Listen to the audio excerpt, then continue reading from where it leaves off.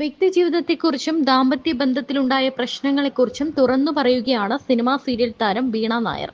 ഭർത്താവിൽ നിന്നും അകന്നാണ് കഴിയുന്നതെന്നും എന്നാൽ നിയമപരമായി തങ്ങൾ വിവാഹമോചിതരായിട്ടില്ല എന്നും വീണ വെളിപ്പെടുത്തി. എന്റെ മകൻ സന്തോഷവാനാണ്. അവൻ ഞങ്ങളെ രണ്ടുപേരെയും മിസ് ചെയ്യുന്നില്ല. കണ്ണൻ വരുമ്പോൾ അവൻ അദ്ദേഹത്തിനൊപ്പം പുറത്തു പോകാറുണ്ട്. അവൻ അച്ഛന്റെ സ്നേഹം കിട്ടുന്നുണ്ട്. എനിക്കൊരമ്മയുടെ സ്നേഹം മാത്രമേ കൊടുക്കാൻ പറ്റൂ. അച്ഛന്റെ സ്നേഹം കൊടുക്കാൻ പറ്റില്ല. അത് അവന് അദ്ദേഹത്തിലൂടെ ഇപ്പോഴും കിട്ടുന്നുണ്ട്. ഞങ്ങൾ തമ്മിലുള്ള പ്രശ്നം മാത്രമാണ്. എല്ലാവരുടെയും ജീവിതത്തിൽ എല്ലാ കാര്യത്തിനും അതുപോലൊരു ഫുൾ സ്റ്റോപ്പ് ഉണ്ടായിരിക്കും. അതുപോലൊരു ഫുൾ സ്റ്റോപ്പ് ഇക്കാര്യത്തിലും ഉണ്ടാകും. അതങ്ങനെയാണ് എന്നുള്ളത് വൈകാതെ അറിയിക്കും. അദ്ദേഹത്തിന്റെ പോസ്റ്റ് ഞാനും കണ്ടിരുന്നു. അതിനുള്ള എല്ലാ അവകാശവും അദ്ദേഹത്തിനുണ്ട്. മറ്റൊരു സ്ത്രീയാണ് അദ്ദേഹത്തിന് ശരിയായി തോന്നുന്നതെങ്കിൽ ഞാൻ എന്ത് പറയാനാണ്? നേരത്തെയൊക്കെ ഇങ്ങനെ ചോദിക്കുമ്പോൾ ഒരു ബുദ്ധിമുട്ട് വരും. എനിക്കൊരു മകനുണ്ട്. അവന്റെ കാര്യങ്ങൾ നോക്കി നടത്തണം. പ്രൊഫഷനായി മുന്നോട്ട് പോകണം. നിയമപരമായി ഞങ്ങൾ വിവാഹമോചിതരായിട്ടില്ല, അകന്ന് കഴിയുകയാണ് എന്നത് സത്യമാണ് എന്നാണ് വീണ നായർ പറഞ്ഞത്. ബിഗ് ബോസ് ദാമ്പത്യ ജീവിതത്തെ ബാധിച്ചു എന്ന തരത്തിലുള്ള വാർത്തകളും വീണ നിഷേധിച്ചു. ഒരു ഷോ കാരണം ഒന്നും തകരുന്നതല്ല കുടുംബം. അത് കുറേ നാളുകളായുള്ള യാത്രകൾ കൊണ്ട് സംഭവിക്കുന്നതാണ്. ബിഗ് ബോസ് കാരണം എന്റെയും മഞ്ജു പത്രോസിന്റെയും ഒക്കെ കുടുംബം തകർന്നുവെന്ന പല കമന്റുകളും കണ്ടിരുന്നു. അതങ്ങനെയല്ല. താൻ നേരിടുന്ന ബോഡി ഷെയ്മിങ്ങിനെ കുറിച്ചും വീണ നായർ പറയുന്നുണ്ട്. ചേച്ചിയുടെ പല ഇന്റർവ്യൂസിലും ചേട്ടനെ പറ്റി നല്ല രീതിയിൽ തന്നെ ചേച്ചി ഇപ്പോഴും നല്ലതേ ഉള്ളൂ എനിക്ക് കമന്റ് ചെയ്തിട്ടുള്ളൂ. പക്ഷെ പിന്നീട് ആ റിലേഷൻഷിപ്പ് മുന്നോട്ട് പോയതുമില്ല. ആക്ച്വലി എന്തെങ്കിലും ചേച്ചിക്ക് പറയാനുണ്ടോ? എന്തെങ്കിലും പറയാനുണ്ടോ എന്ന് ചോദിച്ചാൽ ഒറ്റൊരു കാര്യം പറയാനുള്ളൂ. നമ്മൾ ആരായിക്കോട്ടെ, നമ്മൾ റിലേഷൻ തുടങ്ങുന്നതും കല്യാണം കഴിക്കുന്നതും എല്ലാം ഇത് നിർത്താൻ വേണ്ടിയിട്ടോ ഡിവോഴ്സ് ആകാൻ വേണ്ടിയിട്ടോ അല്ല. പക്ഷെ സാഹചര്യങ്ങൾ കൊണ്ടോ അല്ലെങ്കിൽ എന്തെങ്കിലും പ്രശ്നങ്ങൾ കൊണ്ടോ നമുക്ക് മുന്നോട്ട് പോകാൻ തീരെ പറ്റുന്നില്ല എന്ന് തോന്നിയാൽ നമ്മൾ അത് പതിയെ വളരെ ഗ്രാജുവലി അല്ല ഒറ്റയടിക്ക് ബായ്, മറ്റേ ഇംഗ്ലീഷുകാരൻ മറ്റേ കോഫി കുടിച്ചിട്ട് ബായ് പറഞ്ഞു പോകുന്നത് പോലെ നമ്മൾ 8 വർഷം ഞാൻ എൻ്റെ ലൈഫിൽ എൻ്റെ കൂടെ ഉണ്ടായിരുന്ന ആളാണ്. എനിക്കത് പെട്ടെന്ന് ഒരിക്കലും നമുക്ക് അതിൽ നിന്ന് വിട്ടുമാറാൻ പറ്റില്ല. ഒരുപാട് സമയമെടുക്കും. ഞാനിനിയിപ്പം നാളെ ഒരിക്കലും ഞാൻ വേറൊരു റിലേഷനിലാവുകയോ അല്ലെങ്കിൽ നാളെ ഞാൻ വേറൊരു കല്യാണം കഴിക്കുകയോ അല്ലെങ്കിൽ അങ്ങനെയൊക്കെ സംഭവിച്ചെങ്കിൽ കൂടി ഇതൊരിക്കലും നമ്മുടെ ലൈഫിൽ നിന്ന് മറക്കാൻ പറ്റില്ല. കാരണം എൻ്റെ കുഞ്ഞിൻ്റെ അച്ഛനാണത്. ആ അച്ഛൻ എന്നുള്ള സ്ഥാനം ഞാൻ എത്ര ഇനിയും തേച്ചും മാച്ചെന്ന് പറഞ്ഞാൽ അത് മാറ്റാൻ പറ്റില്ല. അമ്പാടിയുടെ അച്ഛൻ സ്വാതി എന്ന് പറയുന്ന ആർജയമ്മൻ എന്ന് പറയുന്ന ആള് തന്നെയാണ്. സോ ആ റെസ്പെക്റ്റ് എനിക്ക് എപ്പോഴും ഉണ്ടായിരിക്കും. ഞങ്ങളിപ്പോൾ സെപ്പറേറ്റഡ് ആണ്. എനിക്ക് തോന്നുന്നു ഞാൻ ഇത് വളരെ ഓപ്പൺ ആയിട്ട് പറയുന്ന ഫസ്റ്റ് ഇൻ്റർവ്യൂ ഇതായിരിക്കും. ഞങ്ങൾ സെപ്പറേറ്റഡ് ആണ്. ഇപ്പോൾ ഒരു 2 വർഷത്തോളമായിട്ട് ഞാൻ കൊച്ചിയിലാണ് താമസിക്കുന്നത്. പക്ഷെ ഞങ്ങൾ തമ്മിൽ മോൻ്റെ കാര്യത്തിൽ എല്ലാം പ്രോപ്പറായിട്ടും കുഞ്ഞിനെ ഇപ്പം പുള്ളി നാട്ടിലുണ്ട്. മോനെ കൊണ്ടുപോകുന്നുണ്ട്, കൊണ്ടുവിടുന്നുണ്ട്, മോനെ കാണാറുണ്ട്.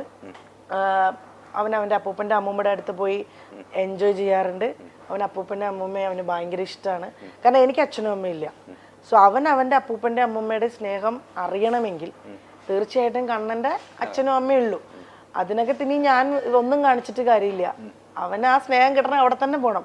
നാളെ ഒരിക്കലും വലുതായി വരുമ്പം എന്നോട് ചോദിക്കരുത് എൻ്റെ അപ്പൂപ്പൻ്റെ അമ്മൂമ്മ എനിക്കിടക്ക് പോകാൻ പറ്റിയില്ല അല്ലെങ്കിൽ എനിക്ക് എൻ്റെ അച്ഛൻ്റെ കൂടെ അങ്ങനെയൊന്നും ചോദിക്കാനുള്ള സിറ്റുവേഷൻ ഒരിക്കലും ഉണ്ടാക്കില്ല ഞാൻ.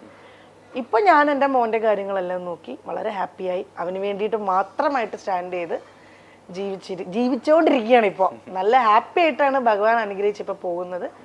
പിന്നെ എന്താ പറയുക, ഇങ്ങനെയുള്ള ഇപ്പം നമ്മൾ ഒരു സെപ്പറേറ്റഡ് ആയിട്ടുള്ള ഒരു സ്ത്രീ എന്നുള്ള രീതിയിൽ ഇപ്പോഴും സമൂഹം വേറൊരു രീതിയിലാണ് അതിനെ കാണുന്നത്. അതിപ്പം ഞാൻ നേരത്തെ ഒരു കാര്യം പറഞ്ഞില്ല, എൻ്റെ ലൈഫിലെ പ്രശ്നങ്ങൾ അത് എനിക്ക് മാത്രം ഞാൻ എക്സ്പീരിയൻസ് ചെയ്ത കാര്യമായിരിക്കും. അതുപോലെ തന്നെ അദ്ദേഹത്തിനും ഉണ്ടായിരിക്കും. അദ്ദേഹം എക്സ്പീരിയൻസ് ചെയ്ത കാര്യങ്ങളും അല്ല അദ്ദേഹത്തിന് ഉണ്ടായ ബുദ്ധിമുട്ടുകളും അത് രണ്ടും കൂടെ ചേർന്നിട്ടായിരിക്കും. അല്ലാതെ എപ്പോഴും എന്ത് പ്രശ്നങ്ങൾ വന്നാലും ഒരാളുടെ മാത്രം മിസ്റ്റേക്ക് കൊണ്ടല്ല.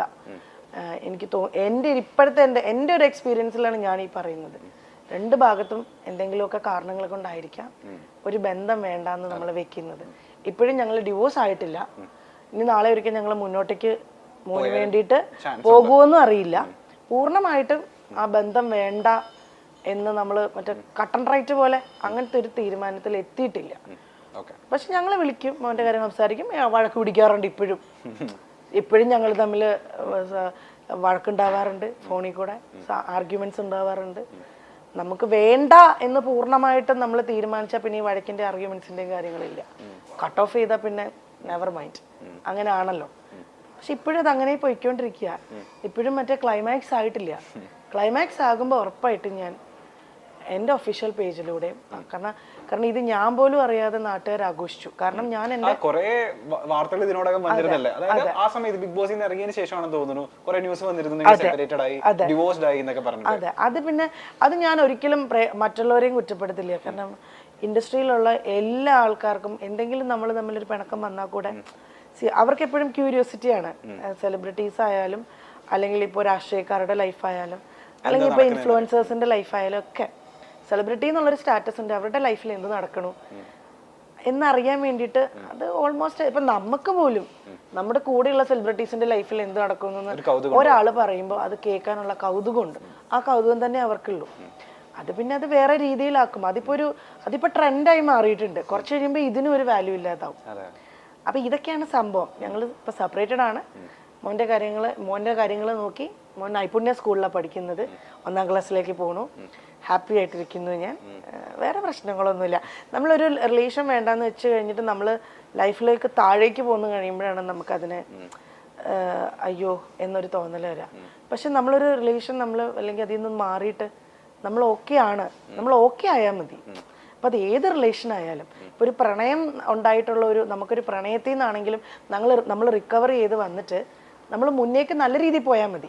അവിടുന്ന് താഴെ പോയി ഡിപ്രഷനായി, ഹോസ്പിറ്റലൈസ്ഡ് ആയി, ആത്മഹത്യ അതൊന്നും അല്ലാണ്ട് ഒരു സ്റ്റെപ്പ് നന്നായി മേലേക്ക് പോകുന്നുണ്ടെങ്കിൽ അത് നല്ലതാണ്. ഞാൻ പറഞ്ഞില്ലേ, എല്ലാ സമയവും കടന്നു പോകും. ഒന്നിനും സ്റ്റെബിലിറ്റി ഇല്ല ലൈഫിൽ. ഇപ്പം നമ്മൾ ഈ സംസാരിച്ചുകൊണ്ടിരിക്കുന്നത് ഒരു അരമണിക്കൂറിൽ ഇത് തീരും. ഇത് റെക്കോർഡായിട്ടുണ്ടാവും. ഈ സമയത്ത് ഞാൻ പറയുന്നതൊക്കെ ഉണ്ടാവുള്ളൂ. ഞാൻ പറയല്ല, ഞാൻ ഇപ്പൊ പറയുന്ന കാര്യങ്ങളും എൻ്റെ നിലപാടുകൾ നാളെ ഒരുപക്ഷെ മാറിയേക്കാം. ഞാൻ ഇപ്പോഴും പറയുന്നത് എടുത്തു പറയണം. ഞാൻ ഇപ്പൊ പറയുന്ന ഈ കാര്യങ്ങളൊക്കെ നാളെ ചിലപ്പോൾ ഈ നിലപാടുകൾ മൊത്തം മാറിയേക്കാം. കാര്യം മനുഷ്യരാണ്.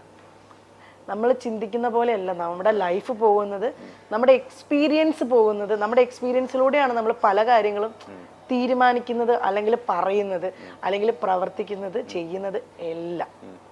അതുകൊണ്ട് നിലപാടുകൾ മാറ്റം ഉണ്ടാവും. ഇപ്പോഴത്തെ എൻ്റെ നിലപാടിൽ ഞങ്ങൾ രണ്ടുപേരും ഹാപ്പി ആയിട്ട് സെപ്പറേറ്റഡ് ആയിട്ട് ജീവിക്കുന്നു. മോന്റെ കാര്യത്തിൽ രണ്ടുപേരും ഹാപ്പിയാണ്. അവൻ ഹാപ്പിയാണ്. അവൻ്റെ അപ്പൂപ്പൻ്റെ അമ്മ അടുത്ത് പോകുന്നുണ്ട്. അത് ഹസ്ബൻഡിൻ്റെ അമ്മയുടെ വീട്ടിൽ പോകുന്നുണ്ട്. ഹസ്ബൻഡിൻ്റെ കൂടെ വരുമ്പം ട്രിപ്പ് പോകുന്നുണ്ട്. മോനെ അതുപോലെ തന്നെ പോയി. ഞങ്ങൾ തമ്മിലുള്ള പ്രശ്നങ്ങൾ മാത്രമേ ഉള്ളൂ. അത് മോനെ അഫക്റ്റ് ചെയ്യാൻ ഞാൻ സമ്മതിക്കില്ല. അത് എന്റെ തീരുമാനം. വീട്ടിലിടാനുള്ള സാധനം അമ്മച്ചനെ അറിയാൻ പറ്റില്ല. വീട്ടിലിടാനുള്ള സാധനം കാണിച്ച് അമ്മൂച്ചനെ ചീത്ത പറയുന്നത്. അമ്മച്ചനെ അങ്ങനെ അമ്മച്ചൻ നല്ല ഗുഡ് ബോയ്യാ. ഋഷി പോലെ കാണിച്ചത്. അമ്മച്ചൻ നല്ല ഗുഡ് ബോയ് ആട്ടോ. അമ്മ എങ്ങനെയുണ്ട്? വീട്ടിൽ എങ്ങനെയുണ്ട്? ഭയങ്കര ദേശീയക്കാരിയാണോ? പണ്ട് ജിമ്മിൽ പോവാറുണ്ടായിരുന്നു.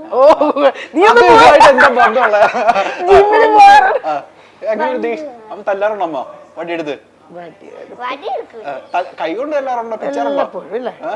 അമ്മ ഏറ്റവും കൂടുതൽ ദേഷ്യപ്പെടുന്നത് എന്തിനു വേണ്ടിട്ടാ? എങ്ങനെ ദേഷ്യപ്പെടുന്നത്? അങ്ങനെ ദേഷ്യപ്പെടാനും മാത്രമുള്ള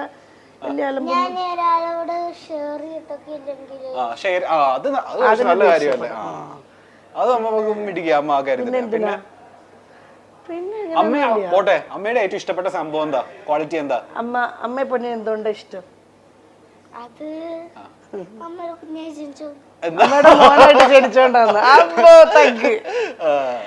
അടിപൊളി. പിന്നെ ഒന്നുമില്ല. അമ്മയുടെ ഒട്ടും ഇഷ്ടമില്ലാത്ത കാര്യം എന്താ? ദേഷ്യപ്പെടുത്തായിരിക്കും. അമ്മ എപ്പോഴും ദേഷ്യപ്പെടുവോ? ഇടയ്ക്ക് ഭയങ്കരയാണോ അമ്മ? പാവണോ? ഞാൻ ഈ കുരുത്തക്കേടൊക്കെ കാണിപ്പോ അമ്മ ഞാനത് ചെയ്യാതിരിക്കാൻ വേണ്ടി അമ്മയെ ഇപ്പുറത്ത് വന്നിക്കോ, ചേട്ടന് കിട്ടുന്നില്ലെന്ന് നിന്നെ. അങ്ങനെയൊക്കെയാണ് കാര്യങ്ങൾ. ഇപ്പൊ എത്രാം ക്ലാസ്സിൽ പഠിക്കുന്നത്? ഇവിടെ നിന്നോ? എത്രാം ക്ലാസ്സിൽ പഠിക്കുന്നത്? ഒന്നിലാവാൻ പോകുന്നു. ഏത് സ്കൂളാ? നൈപുണ്യയിലല്ലേ? നൈപുണ്യയിലെ ഫ്രണ്ട്സ് ഒക്കെ ഒന്ന് ചോദിക്കാറുണ്ട്, അമ്മ ഫാനാണല്ലോ, അമ്മയുടെ ചോദിക്കണ്ടോ? അമ്മയുടെ ഫാനാണെന്നൊക്കെ പറയാറുണ്ടോ? കുഞ്ഞുകുട്ടികളല്ലേ, അറിയില്ലായിരിക്കും അല്ലേ? ചോദിക്കാറുണ്ടോ? മുട്ട നീ എന്നോട് ഇതുവരെ ചേച്ചിക്ക് അറിയില്ലായിരുന്നോ? എന്നോടൊന്നും ഇതുവരെ പറഞ്ഞിട്ടില്ലല്ലോ. ഓ, ഇങ്ങനെ വല്ല ഇന്റർവ്യൂ വരുമ്പോ പറയാൻ വേണ്ടി ഞങ്ങൾ വെച്ചിരുന്നതാണ്. കിട്ടിയിരുന്നില്ല അവനല്ലേ?